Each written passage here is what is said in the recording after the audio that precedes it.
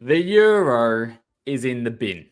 And that is a famous thing that John says every single week. But no, seriously, what is causing the euro to plummet?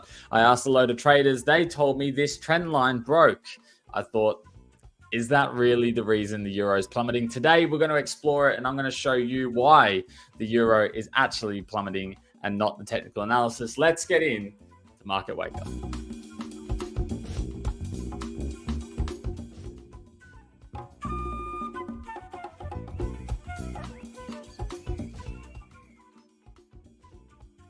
Good morning, and welcome to Market Wake Up. My name's Jordan. This is John, where we break down all the macro mumbo jumbo so you just get to trade it. Today we're talking euro, but before we get in, I want to say a big good morning to Paul, to Musclay, to Malcolm, to In the Wild Trades. Guys, if you're in chat, let us know where you're tuning in from. Give us a wave. Say good day. John, how are you doing on this very warm Thursday here today? Oh, well, good morning, mate. Good morning. I got my coffee. I've actually done a bit of a Will coffee today. I don't know if you've seen their short video, but he put honey in his coffee. And I was like, I need to let you know that I'm just going to put it out. Gil and I ripped Will apart about that. Really? We hopped in a meeting and we had very serious discussions that honey does not go in coffee. Wow. Are you telling me you've gone and put honey in coffee? Do you know what? I saw it and I thought, I'm going to try that. And you know what? It's pretty good. Anyway, guys, so I've removed John. This is going to be a solo show today. We're just going to be doing Market Wake Up. John, come on. You're not putting honey in coffee. Well, I know you're a bit of a barista, so this might be against your code of ethics. Code of ethics. It's just good coffee. But no. Okay. Look, let's get back on track. Right. Let's have a look at what happened yesterday. You did a little... See, Andreas, come on. No sane person puts honey in coffee. Let me repeat it. Come on. No sane person puts honey in coffee. He's gone maybe maple syrup, who yesterday he didn't know what maple syrup was, might I add you. But Andreas, what we can... I think it was Andreas. I'm sorry if I've got that wrong. What we can do is use that segue, because yesterday you did talk about the Canadian dollar. We did talk about the exports. We did talk about the situation in Canada. They did cut the interest rate by 50 basis points, John. How did that go? As expected, nothing happened because swimmingly. Yeah, because it's absolutely priced in. You know, that rally that we've seen has all been caused by two things: the fact that the Fed aren't cutting as aggressively, and that the Bank of Canada have been cutting very aggressively. But like I said and explained yesterday, this would be a really good reason for retail to go long dollar CAD, right? Because they will be looking at this going, right, we've got it completely wrong now. We've got it completely wrong. We've been heavily short. We've got it completely wrong. Bank of Canada are cutting rates. They're seeing the little red on the folder of the news, and they're like, "Sell, right? I'm going to start selling CAD now and buying it against the US dollar." That's when they get trapped. That's when they get suckered in. They're stuck. And if you look at the price action now, it is having a little bit of a slowdown, bit of a momentum slowdown here, and we're starting to see a little bit of a change in direction at the moment. So, I'm watching in anticipation to see if we do start to see that rollover. There's still no sort of technical setup for me yet to get involved with it, but it's still on my radar. But, you know, this one's going to be a bit of a short-term play, I feel, because we have obviously the US elections in 12 days. So we need to be very cautious of any dollar positioning right now. Agreed. That election is fastly approaching. 11 million have gone pre-voting already in the US. Now, keep in mind, it's not compulsory to vote in the US. It's a choice. It is a choice to go to the polls. Here in Australia, it's compulsory. If you're a citizen, you have to vote. If you don't, you get fined. So there is a little bit different, but a huge population difference, might I add, just in pre-market. And this was data from a couple of days ago. If it's 11 million, you know, that's almost half the Australian population there. So the scales of this are quite different. Was there anything else that picked you up overnight? Now, there's a story that I wanted to touch on yesterday, but it completely went over my head. And I was reminded of it this morning, which I found super, super interesting. McDonald's, the E. coli argument. Have you heard of it? Oh, I have seen that they've had this E. coli outbreak. I don't know where or it's happened. I don't know. In the US, it's been scientifically proven that the quarter pounder burgers did have E. coli in them. Wow. And it's obviously led on to one death and many, many people stuck in hospital. And E. coli is a horrible thing to have in your system. Like, that is not a pleasant place to be. It's not just aches and pains. I'm not going to go into detail because I don't want to scare anyone, but it is one of the most horrible things to have. So the reason I'm bringing this up and we're talking about McDonald's right there is because McDonald's are actually, for those that don't know, a public company. And as you can imagine, that's not great news. That is really, really not great news. And I've just been having a look at kind of how the stock has been reacting. You can see yesterday we capped. Yeah. We bounced a little bit on the day. Don't let the green candle fool you. Even when we closed, we were down, in and around 5 to 6%. They have said they've cut the production line. They've identified where the problem is, and it's no longer a problem. And then now they're researching their suppliers to figure out where it went wrong. I still think it's going to hurt sales. I don't know about you, but I have no intention to go buy a quarter pounder meal now. I know that. I'm sorry. I don't want to risk any. I'm going to give it a year before I'm eating quarter pounders and make sure that's sorted. But yeah, stock price took a massive hit. That's just a little market left over that I wanted to dribble in. So you guys are up to date with what's happening. Sorry, that's quite interesting because apparently the quarter pounder is the one that's freshly made. Right. That's right. That's quite interesting because people were, I guess, going for that choice more because it was one that had to be cooked to order. Yep. So that is even more not a frozen burger. Yeah, I know. That's the one burger that they brought that wasn't frozen. And look how that's turned out. So yeah, very, very interesting story there. Look, I'm going to quiz you on it, John. I am going to quiz you on it just because it's on screen right now. I'm going to get rid of it. Tell me. I see you looking to the side. Don't tell me you just looked at the price, John. Where's the VIX today? If you just cheated, do you just have a quick little gander over 18.78? What are we doing here, lads? What are we doing? That was only because I did just gloss over to see where the dollar index is. I know. I saw you. The moment I said, you know what I'm going to ask you, you just see your eyes go. Yeah, I had to look. I've been wrong so often that I had to be right for once. 18.78. We got some uptick, guys. Round of applause. We got an uptick 12 days out from the election. We finally saw an uptick in the VIX, which is very, very interesting. Slow and steady today, but let's see how that unfolds. You might even argue that McDonald's had a little bit to do with that, but we did see a bit of a downfall in indices even past couple of days. Maybe good buying opportunity, maybe something more to come, but it is quite interesting to see. Let's get you guys up to date with where everything is at. Right, I'm going to do a quick run through of these prices on the right hand side of your screen. We're going to be launching through the change. If you want, try and memorize these numbers. They're always good to know off by heart. You always know where your risk is. So I always suggest trying to keep an eye on what these numbers are. But for the sake of this, I'm going to go through the change here. Okay. Aussie dollar is up 0.34%. The euro is up 0.1%. We're going to talk a lot on the euro today in the big bite, so get ready for that. The pound's up 0.4%, just under 0.4%. US dollar CAD's down 0.1%. US dollar Japanese yen down 0.4%. We are seeing US dollar weakness across the board in the currencies at the moment. Nothing to write home about, but it is weakness nevertheless. The XJO or the Oz 200 is up 0.4%. Woo! We're rallying, boys. Let's get on the train. The DAX is up 0.7%. The Nikkei is up 0.9%. It keeps going. Come on. Let's get the 1%. No, as usual, the English let us down. The FTSE is at 0.5%. The S&P 500, 0.3% in pre-market, looking pretty good. Coffee's up 1.2%, as long as you don't mix it with honey. Gold's up 0.75%. Nat gas is up 0.5%. Silver's up 1.7%. Look at it go. 34.2 at the moment for silver. Sugar's up 0.12%. And oil's up 0.95, just under 1%. Bitcoin up 0.83%. Ethereum up 1.1%.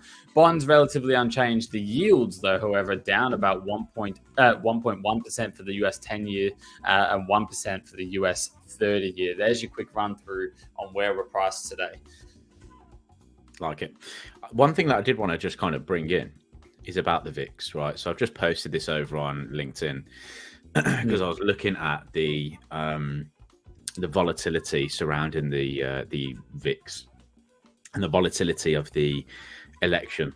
And I wanted to just have a quick look at the seasonals and just have a little look at what happened through sort of the previous 8 elections that we've had when we've been sort of 12 days out, because we've not seen the volatility that I've been expecting to see. But actually, if I look at the VIX, it's quite interesting. So basically, the white lines are here are literally the 12 days either side. The red line here is the event.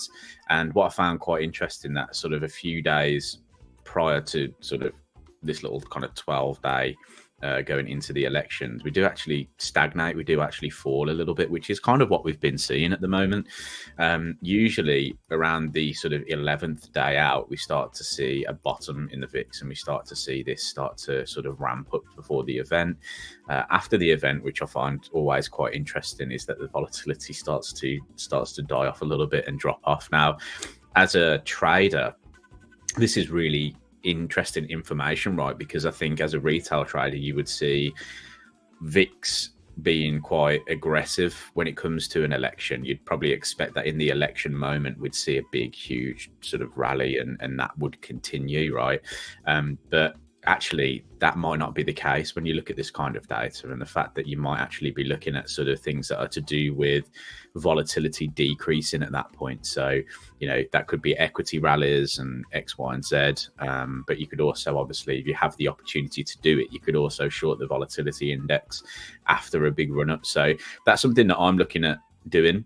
If I'm waiting for the big run up in the VIX, and I will try and look to potentially position myself short in the VIX if I get the opportunity to do so around that event and sort of after that event. So this was just quite interesting to have a little look at this morning, I thought.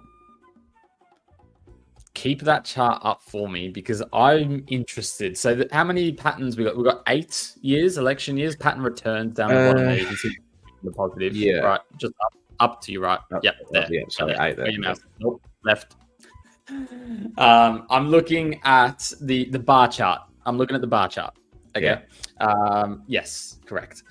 What I find interesting is obviously the difference in positives and negatives throughout this year when you're looking at kind of that drop off. Can you do me a favor and can you actually draw from -4 on the chart to about 9 on the actual season X chart? -4 all the way down to 9. We're talking about this one. Yep. Yes. 1 second. Let me go from -4 to 9. Right, that peak there. Yeah. All right. So the only positive year we had was in 2000, and then the other one was what, 2008. We were marginally down looking at the VIX. So 2008 was when the Democratic Party won. That was Barack Obama for the first year, which seen very little downside on the VIX. 2000 was when George Bush won, which was a Republican Party. So I'm always interested to see if the VIX, if it was going to correlate to who won the election, what party won the election. That was Trump, wasn't it? Trump was 2016. Yeah, so that was quite an interesting decline there from which you would have actually been more. You're thinking you would have been like, well, actually, surely he's a bit more chaotic, right? Surely there's more risk there, right? And that wasn't necessarily the case. Let's talk about what we've got upcoming today back in the trading world for all you traders looking ahead. I'm going to touch on some of the Euro data that we've had as we went live, but the next piece of data is in 15 minutes, which is the overall manufacturing and services PMI out EU. But trust me, just look at the way Germany went and that'll tell you where the EU is going to go. Biggest economy in there. We'll talk more on that. Half an hour later, so in about 45 minutes from now, we do have the manufacturing and services PMI out of the UK. I am actually expecting that to have a bit of an impact. We are looking for growth across the board, sticking up in those 52s. I know we're sitting at 51.5 in manufacturing manufacturing PMI, if we can get a little bit higher, we might be in those 52s. Growth, expanding market, that's what the pound wants. That's obviously our discussion that we've had recently. It's also what we want as we're long the pound. So keep an eye on how that's going to go. And then unemployment claims a little bit later today in the US as well, followed by their manufacturing and services PMI. So across the board, we are going to get a lot of PMI data today. It's important you understand what this is and how it affects the economies. This is going to tell you how the manufacturing sector looks and how the services sector looks. Depending on the economies you're looking at, obviously they change. If you're looking at something like Germany, manufacturing is very big. Looking at something like China, manufacturing is very big. But surprisingly, if you look at something like the EU as a whole, services is actually much, much bigger. When you have a look at services in the Euro area, they make up 64% of its GDP. All comes up in services, which is really, really interesting to look into.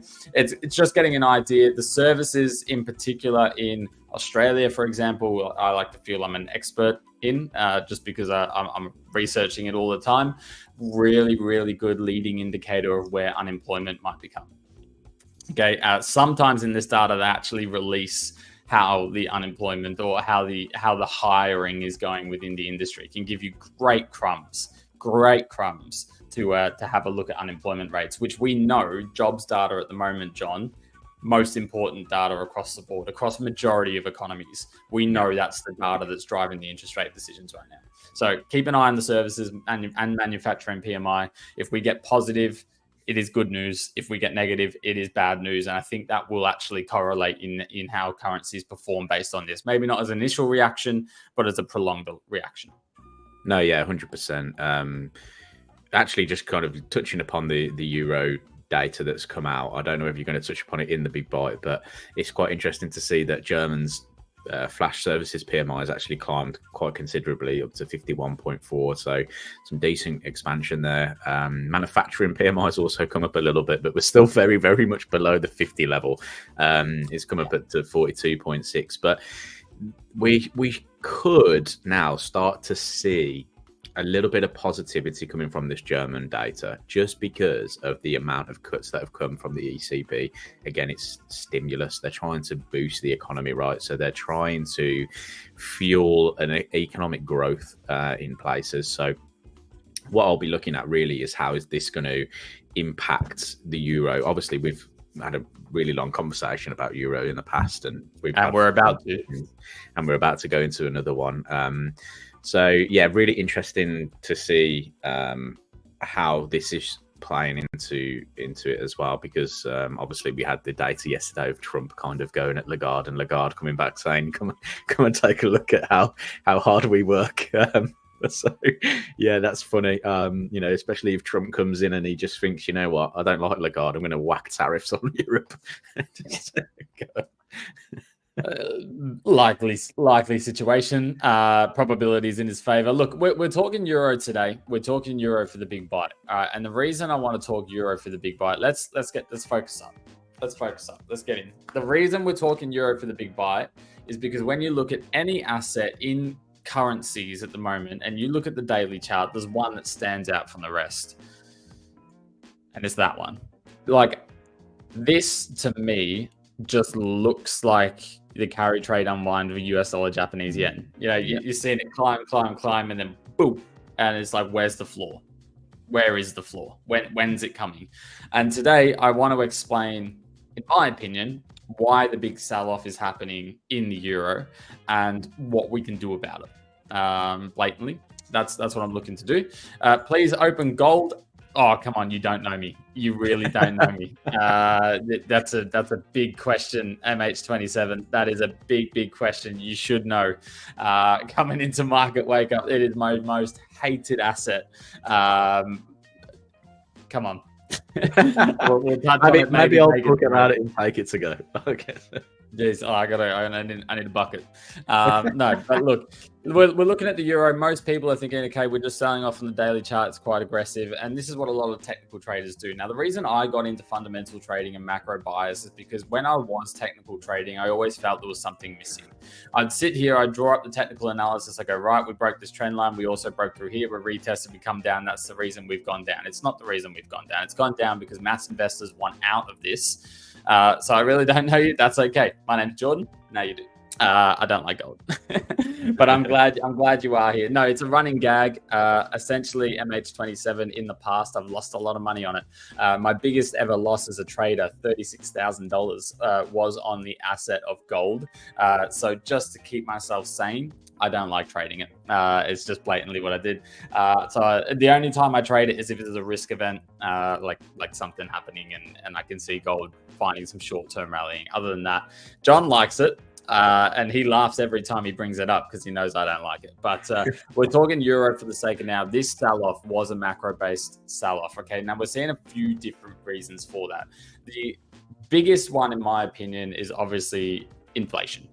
It's dropped off a cliff. We're now sitting, correct me if I'm wrong, John, but I think it's 1.7%. We're seeing an inflation, which 2% is usually the target. In and around maybe above 2% in modern era, I think people are considering healthy. When you get below that 2%, people are getting worried, considering the interest rates are still elevated up at those 3s and 4%. Okay, so there is a bit of a concern. What that is leading to is the ECB mass cutting. And out of all the central banks, they're probably being the most aggressive right now. In cutting those rates, right? To couple with that, we do have really bad data coming out of Germany. Germany is the biggest economy in Europe. We've just spoke about this. Their manufacturing PMI today, good news. We got to 42, which is a really bad number. And that's good news. The good news is we weren't in as bad as a situation, but it's still bad. It's still bad. Okay, and just to give you an understanding of how predictable this was and the price action making sense is the reaction from the manufacturing PMI in Germany going from 40 to 42 has actually been positive in the euro, and it has actually made it pop up, which is surprising. That just shows this little pop up there how heavily priced to the downside the market is, that a tiny little bit of good data, which isn't good data, is affecting a little bit of a bounce back. That's because majority of the market is priced to the downside. You'll see a little bit of take profits, okay? Now, I've been looking across forecasts. You know, John, by now, I don't like listening to other people's forecasts. In specifically economists that don't trade themselves. Right. I don't listen to them. They're all forecasting growth in Germany. They're all forecasting heavy growth in Germany. Now, obviously, Germany's biggest exports are motor vehicles, trucks, trailers, all kind of those vehicle components. China's attacked that market, taken over. You look at BYD, you look at MG, they even come through and bought Holden, and they've really overtaken the car industry there.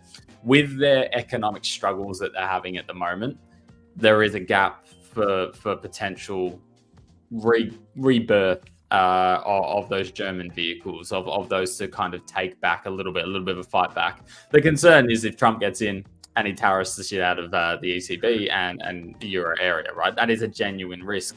But what we are seeing is that really slowed down. Now, when you're kind of having, let me go ahead and change scenes here.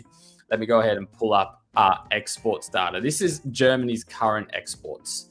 This is what we're looking at here. And you can see we've had decent growth from 2020 and we're pushing up. And the gray line here are economists' forecasts. So we are expected to get back up above that 133, moving all the way. This is by September next year to 135 billion in euros. So they are forecasting a little bit of growth. When you have a look at the euro area as a whole and look at the GDP, however, it doesn't look as good.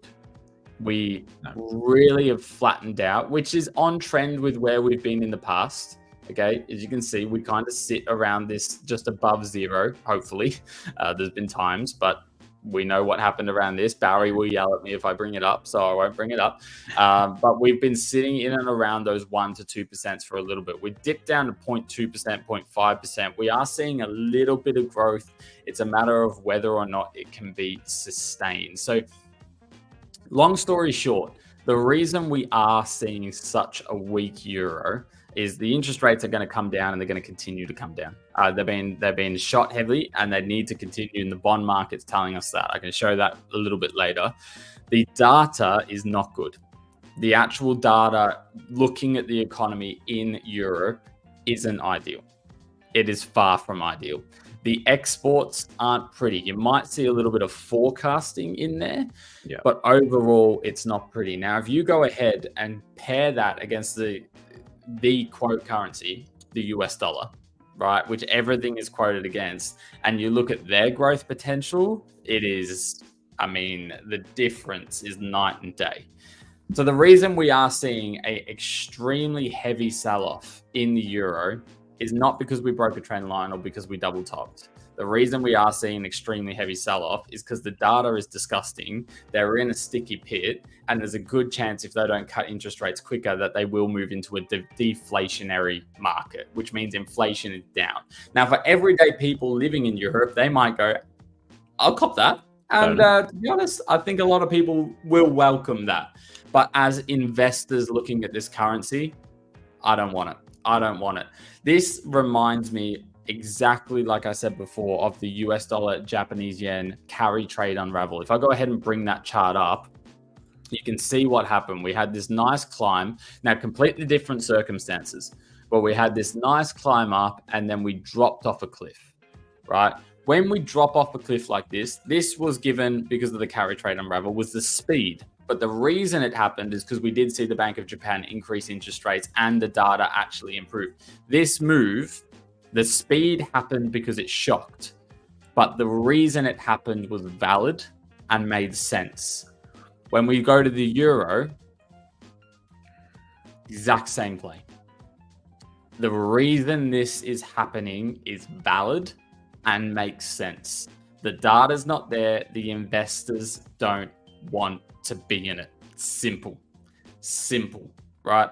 So knowing that, I do think we're going to see a little bit of respite. I'm going to play this very similar to US dollar, Japanese yen. I do think we're going to see a little bit of respite. Okay. I think we're going to reach a point where people go, this is too risky to sell anymore. Maybe the election volatility will pop or weaken the US dollar a little bit. But moving on from there, depending on who wins that election and depending on how many tariffs get slapped on the ECB, I do believe that euro weakness is to continue.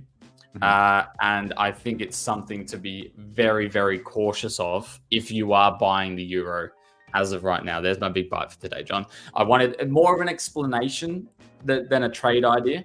It's more of an explanation on why this is happening. So you guys know when you are trading exactly what you're trading with or against.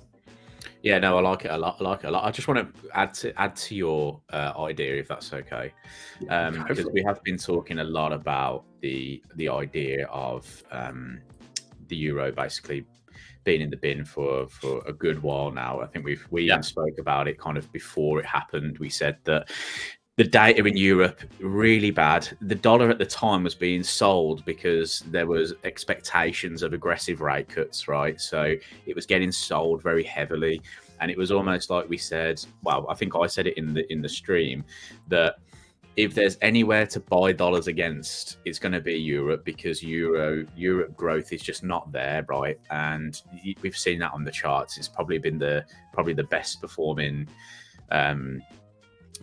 Dollar's probably best performed against euro out of most of the currencies that it's paired against with, and that is because of the lack of growth in Europe. So when that turning point came, it came aggressively. So I'm just going to add to it though, because I found this quite interesting. So I was just looking at some retail sentiment in the background, and again, retail sentiment is just really interesting data to look at. It's just add it as maybe a little bit of analysis tool on top. It's not a guarantee, nothing is. But what I find quite interesting about this is the fact that we were retail traders aggressively long, but then they get to a point where they can't hold those longs anymore because they're just getting battered, right? They're absolutely getting done over. look at the drop. That is super aggressive. That means to me that they're switching those positions, right? Oh, here we go. Just some data popping up here. They're super aggressive right now, which makes me think that we're probably going to see a pop-up in euro dollars. And I wouldn't be surprised if we started to see a move back towards key resistance levels. Bigger picture, I still think this market is down, you know, playing it to the downside. But in the short-term picture, if you're looking for opportunities, you know, to buy and sell a currency pair, because obviously we can, then a little bit of upside makes a little bit of sense here, but on a very, very short term play. And that's, you know, it's just watching that retail positioning is making me think that, you know, if we look at this area here, they were heavily short. They were adding to those short positions. They gave up on them short positions. And then look, price started to fall off a little bit. You know, that's the way the story goes really when it comes to retail. So yeah, the macro is driving this market, but we might see a little bit of a pop-up. I would like to think that if we got a decent rally, this would start to sell off again.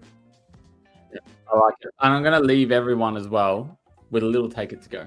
A little take it to go on the same pair.